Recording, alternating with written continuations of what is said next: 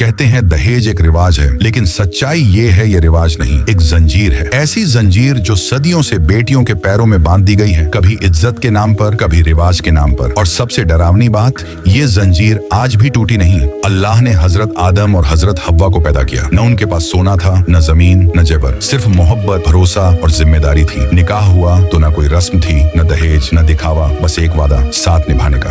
वक्त गुजरा, इंसान ने जमीन पर बस्तियां बसाई, मगर दिलों में लालच ने घर बना लिया। जहाँ पहले निकाह इबादत था, वहाँ अब सौदा बनने लगा। पुरानी सभ्यताओं मिस्र, रोम और हिंद में बेटी को बोझ समझा जाने लगा। कहा गया बेटी पराई अमानत है और जब उसे विदा करो कुछ देना फर्ज है। यूं आज दहेज का झरबन इंसानी इतिहास में दाखिल हुआ। पहले यह तोहफा था, फिर रिवाज, फिर लाजमी और आखिरकार अजाब बन गया। फिर वो वक्त आया जब इस्लाम ने अंधेरी दुनिया में जो रोशनी लाई। कुरान ने ऐलान किया, औरतों को उनका हक दो, खुशी से, दिल से, बिना जबरदस्ती के। सूरह अन-निसा 4:4। इस्लाम ने कहा बेटी बोझ नहीं बल्कि जन्नत का दरवाजा है। निकाह में दहेज नहीं, मेहर होता है, जो औरत का हक है, न कि बोझ।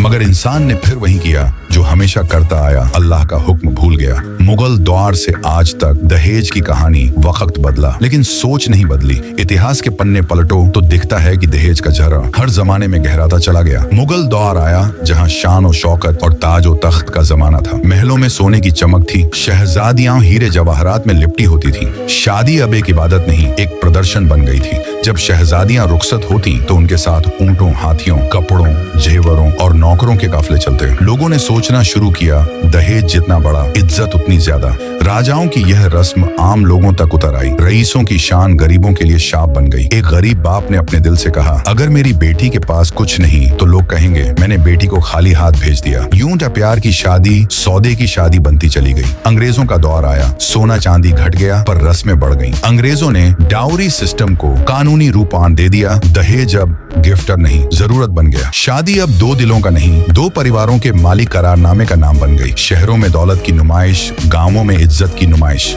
दोनों ने बेटी को कीमत बना दिया। एक गरीब बाप रातों को जागकर कपड़े सीने लगा, कर्ज लेने लगा, सिर्फ इसलिए कि लोग कहें बेटी का दहेज अच्छा था। मगर किसी ने ये नहीं पूछा क्या बेटी खुश थी। आजादी के बाद नए मुल्क बने, पाकिस्तान और भारत, नए सपने बने, लेकिन पुरानी जंजीर वही रही। आज भी जब किसी घर में बेटी पैदा होती है तो माँ के कान में कहा जाता है अब से बचत शुरू करो दहेज के लिए। दहेज का रूपांतरण रस्म से अपराध तक आज के दौर में दहेज ब्रांड बन चुका है।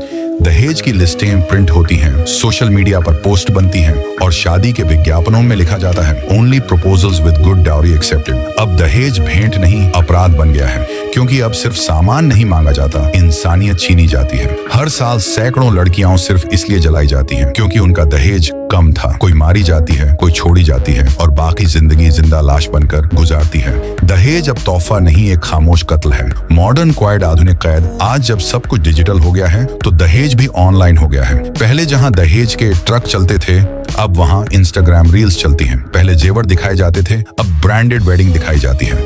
लड़की की एंट्री पर फूल बरसते हैं मगर उसके कंधों पर कर्ज का बोझ होता है। दूल्हे के चेहरे पर मुस्कान होती है मगर दिल में कंपैरिजन का जहर। हर शादी एक शो बन गई है, हर तस्वीर एक बयान, हम दूसरों से बेहतर हैं। माँ बाप अपनी जिंदगी की सारी कमाई लगा देते हैं सिर्फ इसलिए कि लोग क्या कहेंगे, और बेटी वो खुशियों में लिपटी तस्वीर बन जाती है, इंसान नहीं। यही मॉडर्न क्वाइड है जहाँ जंजीरें अब लोहे की नहीं बल्कि कंपैरिजन, प्रेशर और ट्रेंड की हैं। इस्लाम ने कहा था सबसे बरकत वाला निकाह वो है जो सबसे सादा हो, मगर हमने उसे सबसे महंगा बना दिया। हमने निकाह को मोहब्बत नहीं मार्केटिंग बना दिया।